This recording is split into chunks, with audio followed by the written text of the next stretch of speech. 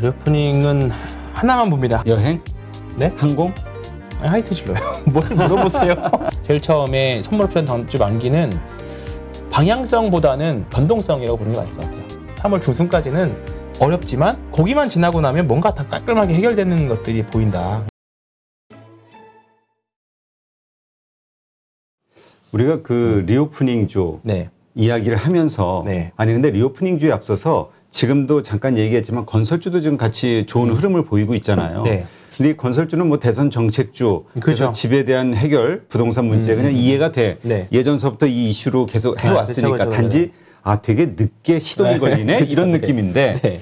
좀 특징주로 볼 만한 게 현대산업개발. 우리 이거 진짜 망가진 기업으로 생각했는데 네. 저는 요즘 반등폭이 만만치가 않아요. 보지도 않았어요, 사실. 그러니까 이미 끝난 거라고 생각했는데 근데 지금 나오는 이슈들을 그러네요. 보니까 많이 올라왔네, 바닥에서. 뭐 그 배당도 한 400억 하고 그다음에 정관에 뭐 주주 이익을 위한 뭐 내용들을 또 그 주주 행동 펀드의 의견대로 뭐 변경하기로 했다. 뭐 시장의 신뢰를 얻기 위한 별의별 노력을 하는 거죠. 같아요. 노력인데 저는 그냥 신고가 있는 거 하겠습니다. 네. GS건설이나 GS건설이 일단 가장 저는 좋은 것 같고요. 그다음에 현대건설이 아마 지금 저항이 거의 부딪힌 것 같은데. 싸다고 생각해서 들어가는 분도 있을까 봐. 네, 그렇죠. 근데 저는 그냥 한다라고 하면 그냥 GS건설을 보는 게 낫다라고 봅니다. 왜냐하면 어차피 건설주가 무너지면 신고가 있는 종목들은 오히려 매물이 적기 때문에 덜 나와요. 근데 역추세에 있는 것들은 빠질 때 더 밀릴 가능성이 더 크기 때문에 굳이 지금 구간에서 고른다라고 하면 저는 GS건설을 고르겠어요. 네, 알겠습니다. 그런 상태. 근데 그 현대산업개발은 나오는 리포트 보니까 그 이제 주주 배당 400억 하니까 네. 지금 수주에 대한 불확실성은 커지고 있는데 그렇죠? 회사에 있는 돈 없는 돈 끌어다가 배당으로 나눠주니 이거 더 걱정이 된다. 재무적인. 그럴 수 있겠네요. 네, 그렇죠. 이런 리포트도 네. 나오긴 했더라고요. 자, 리오프닝과 관련해서도 한번 좀 살펴봐야겠죠? 리오프닝은 하나만 봅니다. 한눈만 패고 있습니다. 여행? 네? 항공? 아니, 하이트 진로요. 뭘 물어보세요. 하이트 진로. 하이트 진로고요. 많이 올랐어요? 많이 올라왔죠. 네, 우리가 맥주 한잔 하면서 라방 하나요? 그럴까요? 네. 하나에 멀지 않았는데 어쨌든 일단 지금은 뭐 CJ 프레시웨이도 그렇고 음식료 업종들이 가격 인상에 대한 부분이 좀 나왔죠. 이번 주에 카스가 오비맥주가 가격 인상 뉴스가 나왔습니다. 이제 맥주는 1위가 카스고 2위가 하이트고 소주는 차미스릴이고 이제 2위가 처음처럼인데 일단은 맥주 사업자 1위가 인상을 했고 그리고 뭐 지금 밀 가격도 굉장히 많이 오르고 원자재 밀은 좀 다른 거죠. 보리로 만들죠 맥주. 어쨌든 지금 원자재 가격이 굉장히 좀 많이 오른 상태이기 때문에 아마 하이트진로도 인상하지 않을까 싶습니다. 그래서 이번 주에 좀 더 상대적으로 셌던 건데 그리고 오늘 기사 났던 게 확진자 오늘 26만 명인가 나왔잖아요. 그럼에도 불구하고 이제 식당이나 카페 11시까지 하겠다라는 기사가 났습니다. 그렇기 때문에 당연히 생산량이나 소비량은 늘어날 거라고 보고 최근에 공장 가동률도 많이 늘어났거든요. 그래서 그런 부분들엔 기대가 있어서 일단 지금 당장은 이번 주에 인터파크인가요? 인터파크도 좀 꽤 많이 움직였던 것 아니었군요. 제가 잘못 봤군요. 인터파크 말고 호텔신라 한번 볼까요? 오랜만에. 호텔신라도 흐름은 일단은 저항이 좀 있긴 합니다만 기대감이 좀 많이 붙어 있는 것 같고 제주항공도 좀 빠졌고요. 그다음에 제가 그 리오프닝 준 하이트진로만밖에 안 봐가지고 다른 종목을 거의 안 봤어요. 너무 편식하는 거 아니에요? 아니 뭐 굳이 대장이 여기라고 생각하면 거기서만 놀아야지 굳이 다른 걸로 하기 싫어서. 그럼 이렇게 질문할게요. 지금 많이 올라왔단 말이에요. 전저점, 전고점 비슷하게 올라왔는데 또 반대로 보면 되게 가파르단 말이에요. 그리고 지금 옆으로 횡보하고 있는 과정인데 지금 팔아야 될 때이냐 아니면 지속적으로 상승할 만한 구간이냐? 저는 지속적으로 상승할 만한 구간이라고 봅니다. 1분기 실적까지는 아마 분명히 잘 안 좋게 나올 거고요.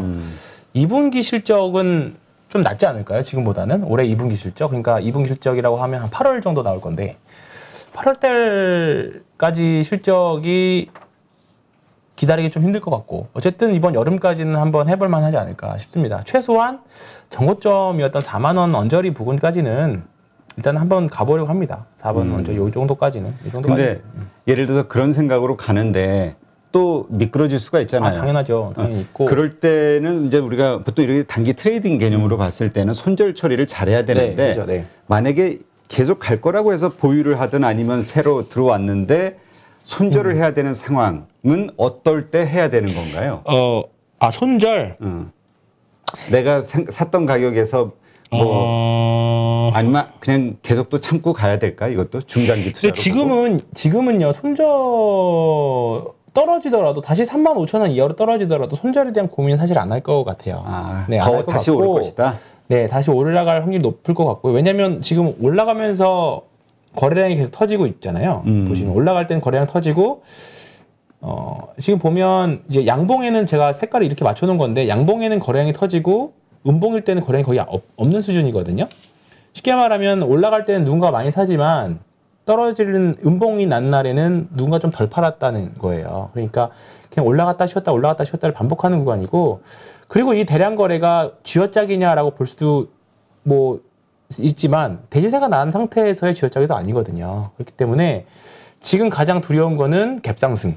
갭상승은 아마 단기 7% 이 정도 뭐 하이트 진로가 7% 이상의 갭상승이 나오기는 좀 어려운 종목이니까 갭상승이 좀 심하게 나오거나 아니면 여기서 갑자기 장대응봉이 크게 쫙 나오면서 뭔가 이제 분출하는 구간이 있을 수 있거든요. 그럴 때가 좀 단기 고점일 확률이 되게 높죠. 근데 지금은 일단은 좀 보면서 대응하는 구간이라고 봅니다. 그래서 아직 손절은 뭐 다 손절인데 개인적마다 원칙이 있어야겠죠. 그러니까 그렇죠. 전체 자산에서 뭐 얼마가 빠지던가. 그러니까 트레이딩으로 생각하고 그렇죠. 들어간 분이라면 기회비용도 생각을 해야 되니까. 근데 아직까지는 떨어지더라도 손절보다는 그냥 기다리는 게 낫지 않을까. 아직까지는. 네, 알겠습니다. 그렇게 보시면 좋을 것 같아요. 자, 지금 리오프닝에 대한 이야기가 어차피 나왔으니까 우리가 지금 얘기대로 지금 막 환자는 20만 명, 이제 30만 명 돌파하는 거 아니야? 이런 얘기도 나오고 있는데 불안한 게 아니라 이러면서 이제 끝나는 거 아니야? 그렇죠. 지금 엔데믹에 대한 기대감이 그렇죠. 더 커진단 말이에요. 영국 이미 뭐 방역 그렇죠. 해제했고 미국 마스크 벗었으니까 그러면서 그냥 이제까지 뭐라 그럴까요? 뭐 자동차주도 하나의 리오프닝 주 아니냐 이렇게 보는 분들도 있단 말이에요. 뭐 이제 공장이 제대로 돌아가면 제대로 만들어내면 팔리는 거 아니야. 이런 식으로 보는 분들도 있던데. 근데 현대차, 기아차는 어쨌든 러시아 타격을 좀 많이 받았죠, 이번에 좀 직접적으로 받았죠. 많이 받았고 25만 대, 뭐 30만 대 뭐 이런 게 있죠. 러시아에 진출한 한국 기업 중에서 현대기아차 그룹이 가장 많거든요. 그래서 사실 뭐 손실이 우려된다가 아니라 거의 뭐 손실을 확정적으로 받아들이는 분위기이기 때문에 그리고 아직 공급망 해소도 안 돼 있고 사실 이 부분은 계속 질질질 끌어왔던 부분들인데 이런 부분들이 좀 아쉽지만 여기서 이제 극복을 못했죠. 여기서 뭔가 이제 이평선이 몰리는 과정에서 여기서 차이 쫙 이렇게 나와줬으면 오히려 지금 삼성 엔지니어링은 여기서 극복하는 모습이 나왔거든요. 여기서 헤매다가 오늘 이렇게 뚫고 올라가는 모습이 나왔어요. 그러니까 현대차는 똑같이 대량 거래가 나오고 질질질 가다가 여기서 지금 밀려버린 거고 삼성 엔지니어링은 어쨌든 이거를 다시 질질 가다가 뚫고 올라가 버린 거죠. 그러면 어쨌든 시장의 선택은 삼성 엔지니어링을 일단은 같다라고 두 개 중에 같다 보면 되고 현대기아는 어쨌든 공급망 이슈가 나와서 이슈로 인해서 지금 하락을 했던 거죠. 그러면 일단 하락을 했으면 저도 뭐 되게 굉장히 좋게 봤지만 현대차는 지금 일단은 이 국면이 해소될 때까지는 기다려봐야 될 것 같아요.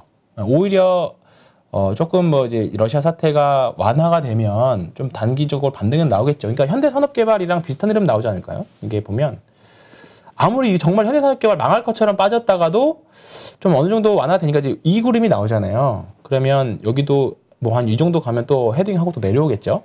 현대차도 당분간은 좀 그런 그림이 좀 있을 거예요. 여기서 하면 어느 정도 이 국면이 완화되면 또 이렇게 가다가 더 내려갈 수 있는 리스크는 당연히 여전히 있습니다. 그렇기 때문에 전 추가 매수하지는 않아요.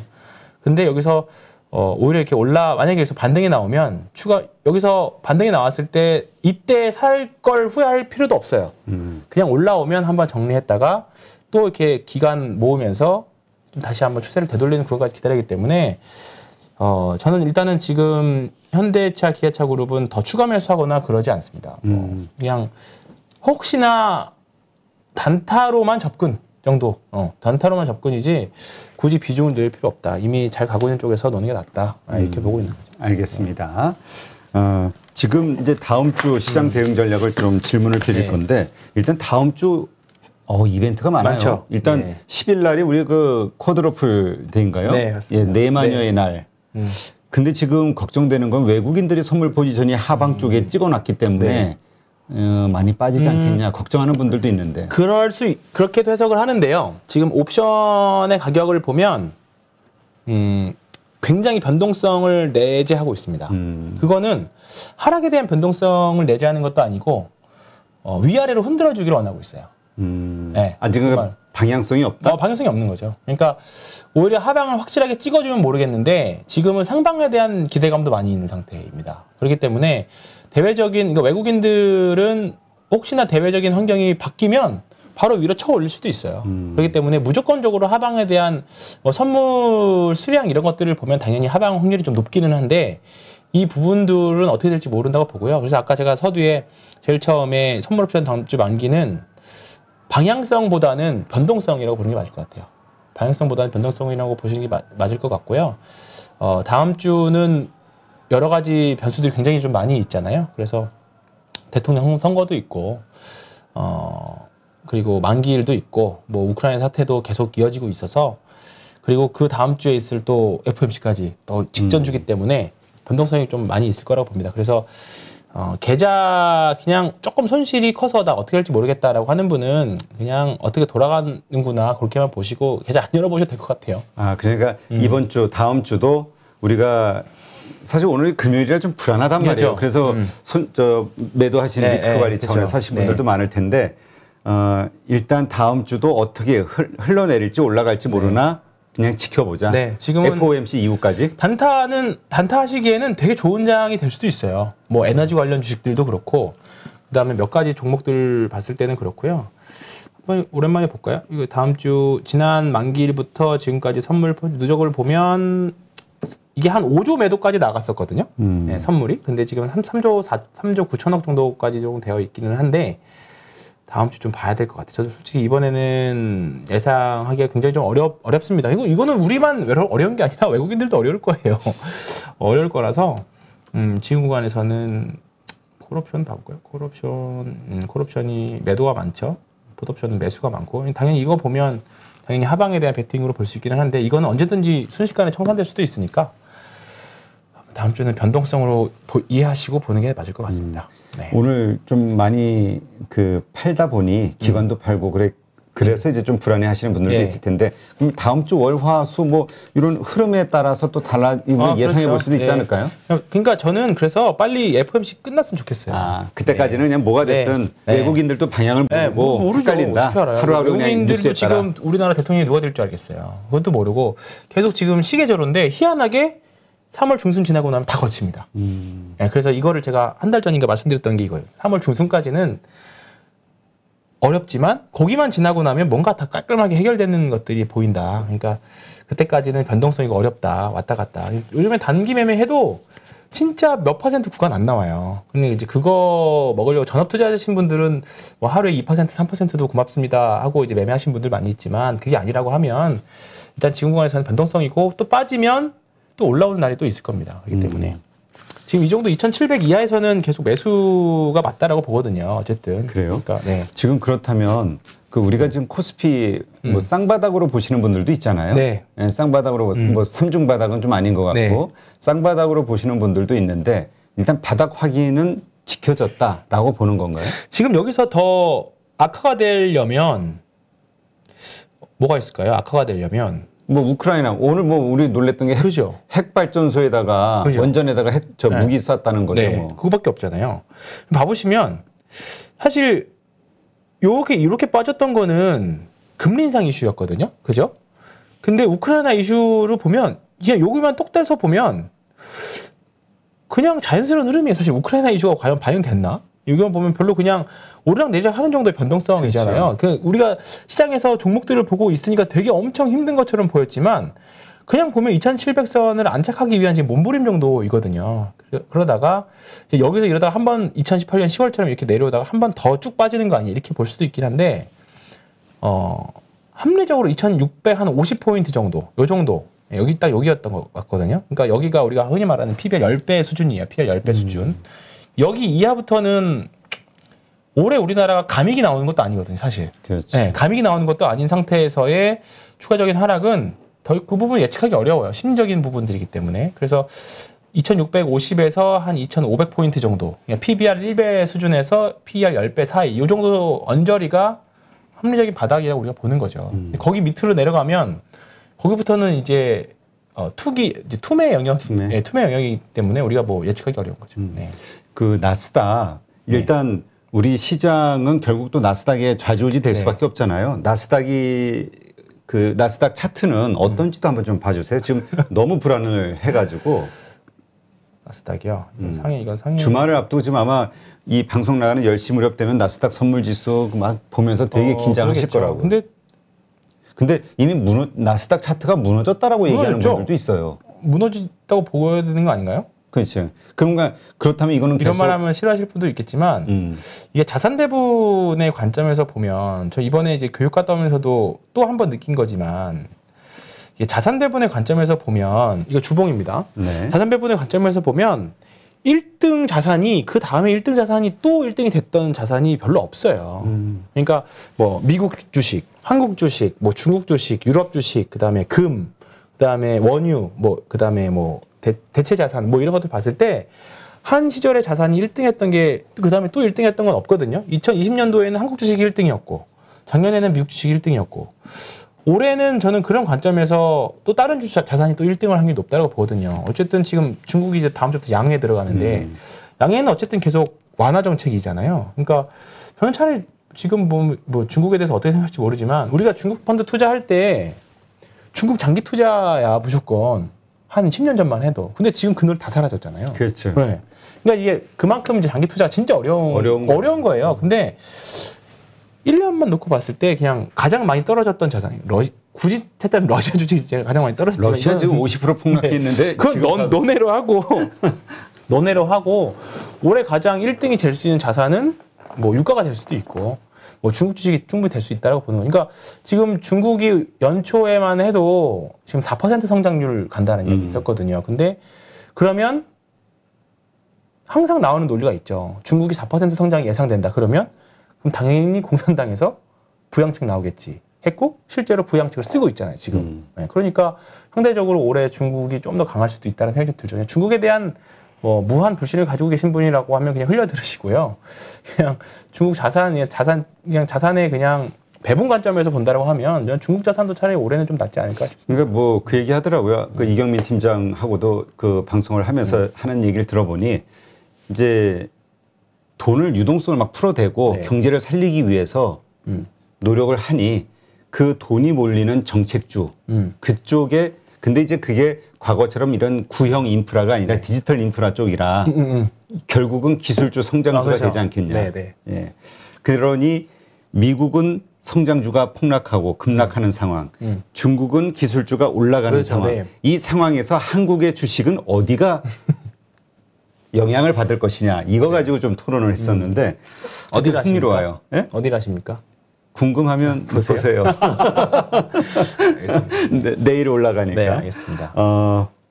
그렇다면 그 지금 많은 분들이 한국 시장에 대해서 좀 실망하고 뭐 제도적인 면이나 뭐 거버넌스 이슈나 미국으로 가겠다 이런 분들 많거든요. 근데 지금 제가 왜 이 나스닥 이야기를 했냐면은 그렇지 않을 수도 있다 미국이 작년을 자꾸 생각하시는 분들이 있어서 미국 시장이 앞으로 더 힘들어질 수도 있겠다라는 부분을 좀 설명을 드리고 싶어서. 저는 사실 뭐 미국 주식 전문가는 아니라서 뭐 어떤 말씀 드리는지 모르겠는데 저는 미국 주식들 스타일은 좀 바뀔 거라고 봅니다. 예. 뭐 애플 뭐 이런 아마존 구글 이런 게 나쁘다는 게 아니라 상대적인 수익률의 관점에서 비교 우위의 관점에서는 올해는 리오프닝 쪽이 더 낫지 않을까 저는 그렇게 보고 있어서 저는 저의 사랑 디즈니 제 디즈니 플러스 가입했는데 디즈니 플러스가 워낙에 지금 이제 가입자 수가 좀 정체됐다는 이야기 나오고 있긴 한데 디즈니랜드라도 가야 될 것 같아요 제가.